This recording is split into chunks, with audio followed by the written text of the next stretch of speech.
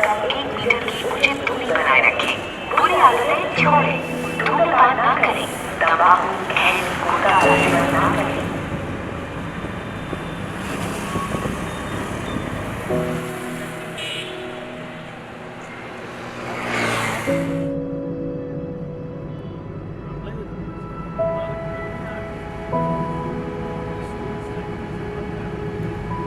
Digital India के नाम पर हम देखते हैं कि तमाम तरह के नेताओं, प्रधानमंत्री, मुख्यमंत्री, सांसदों के सबके जो भाषण हैं वो तो हम सुनते हैं कि कैसे डिजिटल इंडिया के ज़रिए तमाम जगह प्रसार हो रहा है। जो राजनीतिक जो संदेश हैं, जो चुनावी संदेश हैं, उनका प्रसार तो बहुत है, लेकिन क्या इसी टेक्नोलॉजी का इस्तेमाल इन बच्चों के भविष्य को बेहतर बनाने में नहीं किया जा सकता था?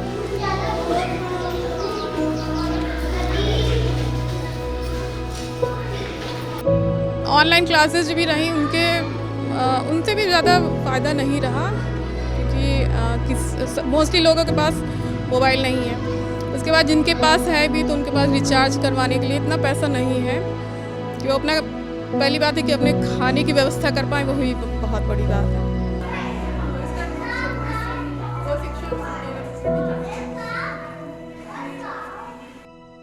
तो मैं जब ये बताओ कि ये इंग्लिश है, इंग्लिश की किताब है ना, पढ़ के दिखाओ मुझे ज़रा। मैम आप भूलने लगे ना मैम, पहले आता था मैम, आप भूल गए हैं इसे। घर का या मेरा घर है। और एक और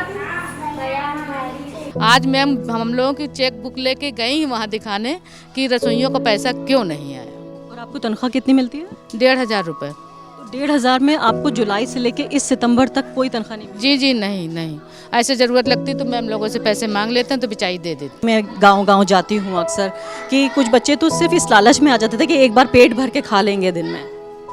देखिए ऐसे पेरेंट्स हैं ना कि जो मजदूरी करने चले गए, घर पे कोई खाना बनाने वाला नहीं है, तो उनको एक बस यही होता है भरोसा कि हम स्कूल जाएंगे तो कम से कम एक बार तो खाना पेट भर के मिलेगा ही।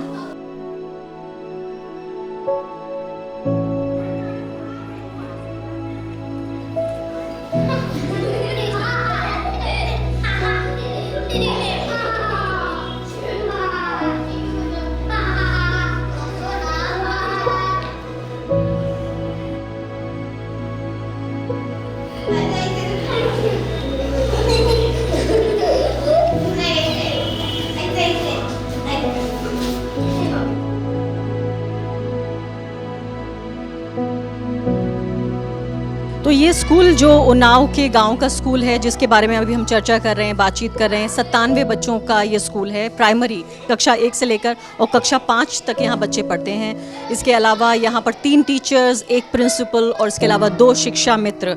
शिक्षा मित्रों की सैलरी को लेकर भी आपने देखा है कि पूरा किस तरह से राज्य स्तर का एक तरह से एक अभियान चल रहा है कि उनकी सैलरी बढ़ाई जाए। तो यहाँ पर जो बुनियादी समस्याएँ जो स्कूलों को लेकर अक्सर हम देखते आए हैं, ख़ासकर जो गरीब प्रदेश हैं जैसे उत्तर प्रदेश, बिहार, झारखंड, वो तो समस्याएं हैं ही। जैसे मैं आपको उदाहरण के तौर पे बताना चाहती हूँ, अगर आप इधर आके देखें तो ये देखिए कि अभी जब हम आए हैं तो ये नवंबर का महीना चल रहा है, लेकिन दिसंबर के बाद जनवरी का महीना ये बच्चे इन्हीं चटाइयों पे बैठे रहेंगे। ये ज़्यादातर वो बच्चे हैं जिनके घर में भी जो है वो सुविधाएँ नहीं हैं। गरीबों के बच्चे हैं, ऐसे परिवारों के हैं जिनकी ख़ुद की आमदनी बहुत कम है, लेकिन सरकारी स्तर पर इतना भी मुहैया नहीं कराया गया कि इनको बेंच यहाँ मिल जाती। तो कम से कम अगर सरकार के नुमाइंदे या अधिकारी लोग ये देख रहे हैं या नई सरकार चुनने के लिए जो लोग वोट कर रहे हैं वो इतना तो ध्यान दें कि कम से कम नई सरकार आए तो इन बच्चों को इसकी जगह, चटाई की जगह बेंच मिल जाए। क्योंकि दिसंबर जनवरी के महीने में सोचिए कि आप नीचे बैठ सकते हैं, कि आप नीचे बैठकर कोई भी काम कर सकते हैं। तो ये छोटे बच्चे जिनको खासकर ज़्यादा कंफर्ट की, ज़्यादा आराम की ज़रूरत है ताकि वो आराम से रहें, तंदुरुस्त रहें, ताकि पढ़ पाएँ। This is my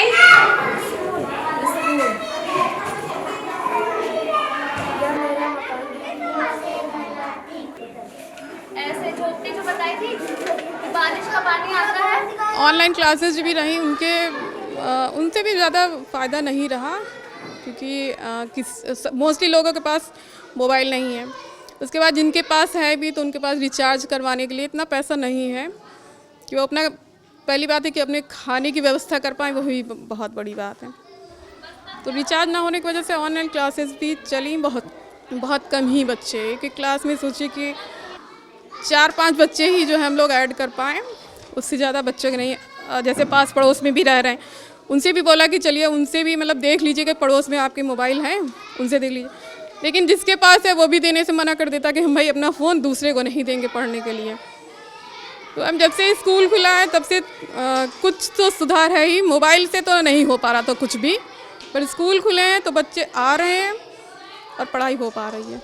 यानी आरती जी, मैं ये मान के चलूँ कि 2 साल तक बच्चे जो उन्हें पढ़ना था, जो उनके कोर्स का हिस्सा था, वो ना तो किताब खोल पाए, ना उसमें कुछ पढ़ पाए, ना टीचर पढ़ा पाए, ना बच्चे पढ़ पाए।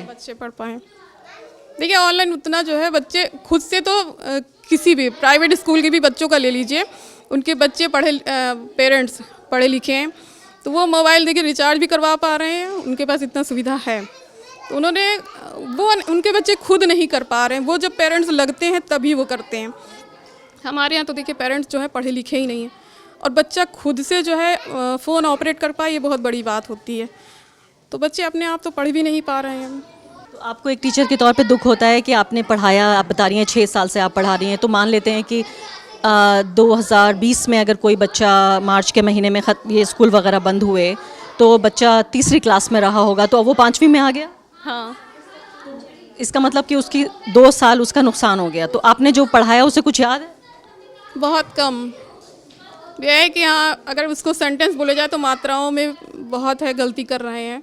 कुछ बच्चों को बहुत अच्छा आ रहा है क्योंकि उनके पेरेंट्स जागरूक हैं, वो पढ़ा रहे थे कंटिन्यू, घर पे भी ध्यान दे रहे थे, और कुछ बच्चे तो ऐसे हैं कि उनको जो है मतलब बहुत ज़्यादा ही भूल चुके हैं कि उनको कहाँ से गा भी जो है मतलब हार्डली जो है उनको सिखा पाएँ। ये किस क्लास की बात कर रही हैं?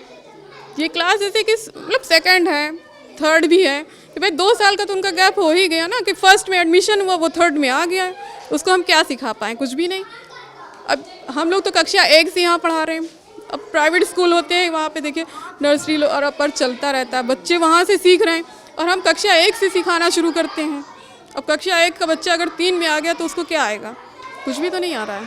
तो आरती जी, आपको लगता है कि जो थोड़ा सा ढंग के परिवार के बच्चे हैं, ढंग का मतलब जिनके पास थोड़ा पैसा है, जो प्राइवेट स्कूलों में भेज सकते हैं, उनके बच्चों के बीच और ये जो गरीब तबके के बच्चों के बीच फ़र्क और ज़्यादा बढ़ गया पढ़ाई को लेके? बढ़ा तो नहीं है क्योंकि प्राइवेट स्कूल ने जो फीस की डिमांड की है उससे हम लोग का इनरोलमेंट बढ़ा है और कुछ अच्छे बच्चे मिले हैं जिसकी वजह से लगता है कि अब चलो स्कूल में भी जो है एक नई एनर्जी आ गई है। बहुत दिलचस्प बात है आप जो कह रही हैं। आप ये कह रही हैं कि प्राइवेट स्कूलों ने फीस मांगी तो आपकी तरफ बच्चे आ गए। जी, हमारी तरफ आ गए, और इसका रीज़न मेन ये भी देखिए, वो पेरेंट्स जागरूक हैं, उन्हें लगता है कि यहाँ पे जो है टीचर्स नहीं पढ़ाते हैं, जबकि हम देखिए प्राइवेट स्कूलों से हाईली क्वालिफाइड हैं।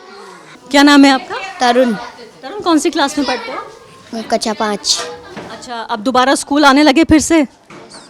Yes ma'am. तो जब इतने दिन स्कूल नहीं आ रहे थे तो क्या करते थे? मैम घर पे पढ़ते थे, खेलते थे ऐसे ही। Yes ma'am. तो मुझे पढ़ के सुनाओगे क्या क्या लिखा है? ये कौन सी किस चीज़ की कॉपी है ये? इस चीज़ की कॉपी हिंदी की है? अच्छा, मुझे थोड़ा पढ़ के सुनाओ। देखो, राजा का शत्रु उनका मित्र के से बन गया। राजा ने अपने घायल शत्रु की मरहम पट्टी करके उसकी जान बचाई। बहुत अच्छा, सुंदर लिखा है तुमने ये। तो ये बताओ कि अब ये सितंबर से आने लगे, पढ़ने लगे, तो कुछ भूल गए? पहले जो पढ़ा हुआ था भूल गए? Yes ma'am. भूल गए? तो फिर से क्या और ज़्यादा मेहनत करनी पड़ रही है पहले से? हाँ, यस मैम। बताओ मुझे, कैसे मेहनत करते हो? क्या क्या कितने बजे तक पढ़ते हो? कितने घंटे पढ़ते हो? 9 से 3। अच्छा, घर जाके पढ़ते हो? Yes ma'am. कब पढ़ते हो? कितने बजे पढ़ते हो? 3 बजे जाते हैं, 5 बजे तक पढ़ते हैं। क्या नाम है तुम्हारा? महजबी। बहुत अच्छा नाम है। तो किस क्लास में पढ़ती हो? 5 में। तो महजबी, ये बताओ कि ये इंग्लिश है? इंग्लिश की किताब है ना, पढ़ के दिखाओ मुझे ज़रा सा। मैम अब भूलने लगे ना मैम, पहले आता था मैम, अब भूल गए हैं सब। थोड़ा थोड़ा पढ़ के देखो, कोशिश करो।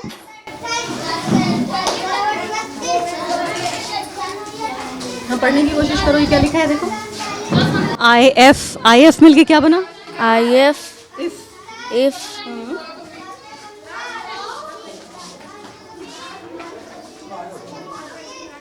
YOU तो क्या बना? You, if you. If you फिर आगे पढ़ो। KEEP keep. Keep if you keep if you keep on on going going.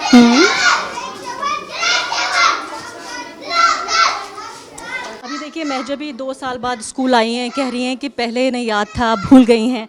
कितनी प्यारी कविता है इंग्लिश में जो ये पढ़ रही हैं, और मैं महजबी को चाहती हूँ कि उसका मतलब भी समझ में आए। उन्हें लिखा है डोंट गिव अप, यानी कि हिम्मत नहीं हारना है। इसमें लिखा है हिम्मत नहीं हारना है।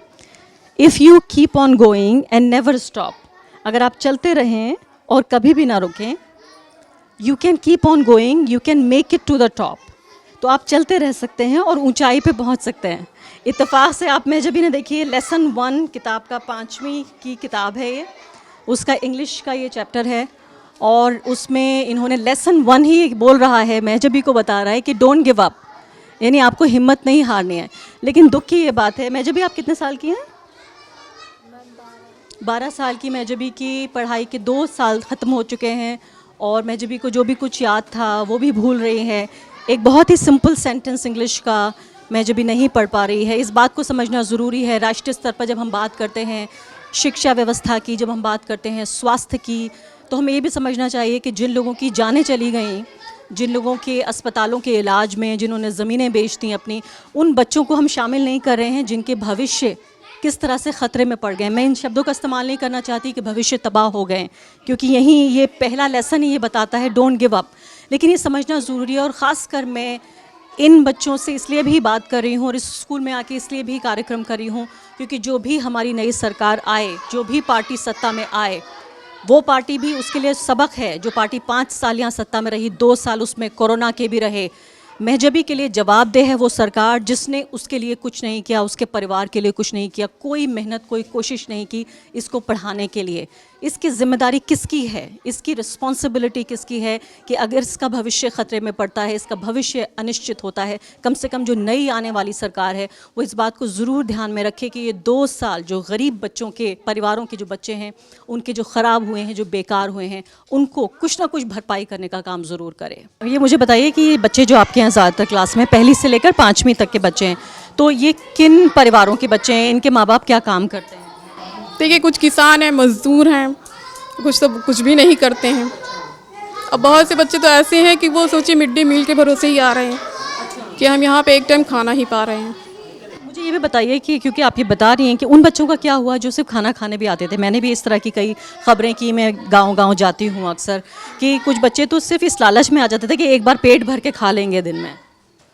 देखिए, ऐसे पेरेंट्स हैं ना कि जो मजदूरी करने चले गए, घर पे कोई खाना बनाने वाला नहीं है, तो उनको एक बस यही होता है भरोसा कि हम स्कूल जाएंगे तो कम से कम एक बार तो खाना पेट भर के मिलेगा ही। आप जूम का लिंक के क्रिएट करती थी जिससे कि बच्चे आप उन्हें पढ़ा सकें? नहीं, हम लोगों ने व्हाट्सएप पे क्लासेस चलाई हैं। मतलब ग्रुप कॉल एक तरह से कर कॉल एक ग्रुप बनाया, स्टडी ग्रुप, उस पर जो है जो भी शिक्षण सामग्री भेजी जाती थी, हमारे विभाग से भी भेजी जाती, शिक्षण संवाद से, तो वो भी हम लोग साझा करते थे। अपनी तरफ से भी जो लगता था कि हमारी क्लास के लिए ये सही है, वो हम अपनी जो है नोट्स बनाते थे, वो भेजे जाते थे उस पर बच्चों को। लेकिन ये है कि बहुत ही कम बच्चे हैं जो करके उसको वापस उस पर भेजते थे करेक्शन के लिए।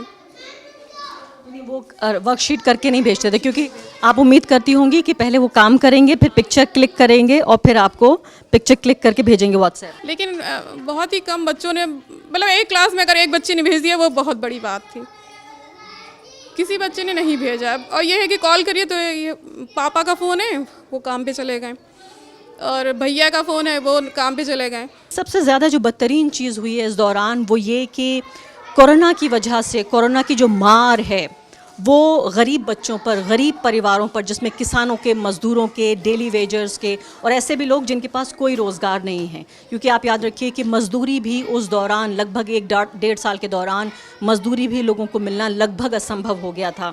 लाखों की तादाद में बड़े बड़े शहरों से जो मज़दूर थे अपने गाँव वापस लौट गए थे और ज़ाहिर है उनके पास कोई, जिसे सेविंग्स कहा जाता है, जो उनके पास कोई ऐसा पैसा मुहैया नहीं था जिससे कि वो अपना गुजारा कर सकते। ऐसे में डिजिटल इंडिया का तमाम तरह के दावे हम सुनते हैं तमाम सरकारों के, लेकिन एक छोटी सी चीज़ जैसे कि एक मोबाइल फ़ोन अगर एक परिवार को मुहैया करा दिया गया होता तो शायद मुझे लगता है हालात कुछ बदल सकते थे, बेहतर हो सकते थे। डिजिटल इंडिया के नाम पर हम देखते हैं कि तमाम तरह के नेताओं, प्रधानमंत्री, मुख्यमंत्री, सांसदों के सबके जो भाषण हैं वो तो हम सुनते हैं कि कैसे डिजिटल इंडिया के ज़रिए तमाम जगह प्रसार हो रहा है। जो राजनीतिक जो संदेश हैं, जो चुनावी संदेश हैं, उनका प्रसार तो बहुत है, लेकिन क्या इसी टेक्नोलॉजी का इस्तेमाल इन बच्चों के भविष्य को बेहतर बनाने में नहीं किया जा सकता था?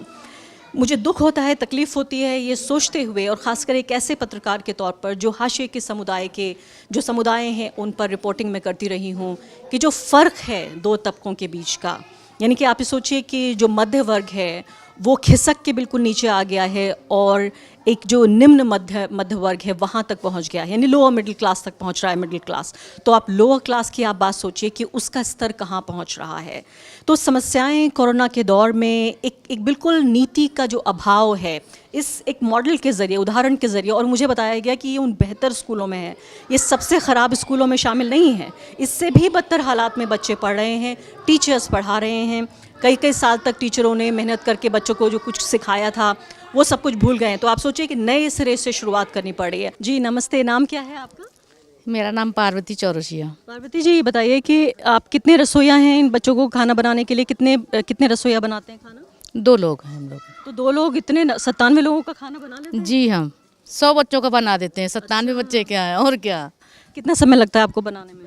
अरे 2 घंटे में मैम पूरा खाना मेरा रेडी हो जाता है। रोटियों वाले दिन केवल थोड़ा लेट होती, रोटियों एक एक करके सेकनी पड़ती है, उसमें टाइम लगता है। और बाकी दाल चावल तहरी जो बनना होता है वो 2 घंटे के अंदर हम लोग कंप्लीट कर देते हैं। अच्छा पार्वती जी, बताइए कि 1.5-2 साल स्कूल बंद रहे और बहुत सारे बच्चे ऐसे भी होंगे जो स्कूल के खाने पे निर्भर करते होंगे कि एक बार अच्छा खाना मिल जाए, उनका क्या हुआ? अरे वो बेचारे हमारे घर पूछ के जा रहे थे कि दीदी कब स्कूल खुलेगा, बुआ कब स्कूल खुलेगा, जल्दी खुल जाए तो हम स्कूल आएँ। बहुत ऊब रहे थे, बहुत परेशान हुए बच्चे लोग, हम लोग भी ऊब रहे थे बैठे हुए थे। तो पार्वती जी ये बताइए कि कितने महीनों तक आपको सैलरी नहीं मिली जब आप यहाँ नए स्कूल में काम कर रहे हैं? अरे पर साल हमारा जुलाई से अभी तक कुछ क्लियर ही नहीं, पैसा एको आया ही नहीं हम लोगों का। आज मैम हम लोगों की चेक बुक लेके गई वहाँ दिखाने कि रसोइयों का पैसा क्यों नहीं आया। जुलाई, पिछले साल जुलाई की बात कर रहे हैं? जी जी, पिछले साल पूरा साल हो गया, हमने पैसे एक नहीं निकाले पर साल। अब ये देखिए नवंबर चल रहा। और आपको तनख्वाह कितनी मिलती है? 1500 रुपये। तो 1500 में आपको जुलाई से लेके इस सितंबर तक कोई तनख्वाह नहीं मिली? जी जी नहीं। ऐसे ज़रूरत लगती तो मैम लोगों से पैसे मांग लेते हैं तो बेचारी दे देती हैं। और आप बता रही हैं पति भी नहीं है आपके, कैसे गुजारा हुआ? कोई मेरा बड़ा बेटा काम पे जाता है, वही घर परिवार चलाता है बस, और हमारे कोई नहीं। छोटा बच्चा वो भी पढ़ने जाता है, 2 बिटियाँ हैं। पर साल हमने लड़की की शादी भी करी। 1500 रुपये में क्या होता है मैम, काम बहुत है हम लोगों का। तो बढ़नी चाहिए तनख्वाह ना? तनख्वाह बढ़नी चाहिए। हम लोग काम सुबह 8 बजे आ गए, यहाँ झाड़ू लगाया मैम का, ये सब वो किया। उसके बाद में पीछे झाड़ू, इतना बड़ा इस विद्यालय है, चावल 10-10 किलो साफ़ करने हैं, पछोड़ने हैं, बिनने हैं, साफ़ सफाई से खाना बनता है, कोई एक वो भी नहीं। सब लोग भोजन करते हैं मेरे यहाँ। 100 लोगों का खाना बनाती हैं रोज़? जी, मैम लोग भी खाती हैं, हम लोग भी खाते हैं, सब लोग खाते हैं खाना। ऐसा नहीं है एक परिवार के तरीके बैठ के सभी लोग खाते हैं। हम लोगों के हाथ का खाना बना हुआ सभी लोग खाते हैं, हम लोग भी खाते हैं, बच्चे भी खाते हैं, ऐसा नहीं। लेकिन हम लोग की सैलरी इतनी कम है कि अब क्या बताएं, उसके लिए हम लोग क्या कर सकते हैं। बस मैम से कह देते हैं कि मैम हम लोग। उम्मीद है कि कोई सरकारी अधिकारी, कुछ नेता आपकी आवाज़ सुन रहे होंगे, हो सकता है बढ़ जाए तो। अरे मेरी आवाज़ उनको भगवान खुश रखे, खूब दुआ मिले मेरी तरफ से। अरे हम लोगों को बढ़ जाए, हम लोग भी उसी में कमाएं खाएं। मेरे तो कोई कमाने वाला भी नहीं है, हम तो बहुत परेशान रहते हैं। ये नई सरकार जो आएगी उससे आप अपील करिए कि आपकी तनख्वाह बढ़ाए। अब 2 महीने बाद, 3 महीने बाद नई सरकार आ जाए। हाँ, तो नई सरकार तो अच्छी बात है कि बढ़ाए तनख्वाह हम लोगों की और अच्छे से वो होए। तो आपने एक पार्वती जी को सुना, देखा, वो कह रही हैं उनके लिए भी कितनी मुश्किल हुई, लेकिन वो भी परिवार थे, वो भी महिलाएं थीं, खासकर रसोइया, क्योंकि मेजॉरिटी जो बहुसंख्यक हैं वो बहुसंख्यक जो हैं रसोइया वो महिलाएं होती हैं। तो आप ये समझिए, इस बात का अंदाज़ा लगाइए कि ऐसे बच्चे भी थे जो बच्चे सिर्फ इसी मिड डे मील पर निर्भर होते थे, और आप सोचें उनका क्या हुआ होगा। इसके अलावा ऐसी भी महिलाएँ हैं जो सिर्फ यही जो 1500 रुपये, इतना कम उनको तनख्वाह मिलती है, उसी 1500 रुपये में अपना गुजारा कर पाती थी, वो 1500 रुपये भी चले गए। तो जब आप जिक्र करते हैं जो इंफ्रास्ट्रक्चर है, जो पूरा ये ढांचा है शिक्षा का, जब उसका आप जिक्र करते हैं सरकारी ढांचे का, तो ये भी समझना ज़रूरी है कि कैसे उसमें मिड डे मील, रसोइये जो हैं उनका क्या किरदार है, टीचर्स किस तरह से पढ़ा पा रहे हैं। अगर इन सब का बेहतर होगा, इनका वेलफेयर होगा, तभी ढंग से शिक्षा व्यवस्था चल पाएगी।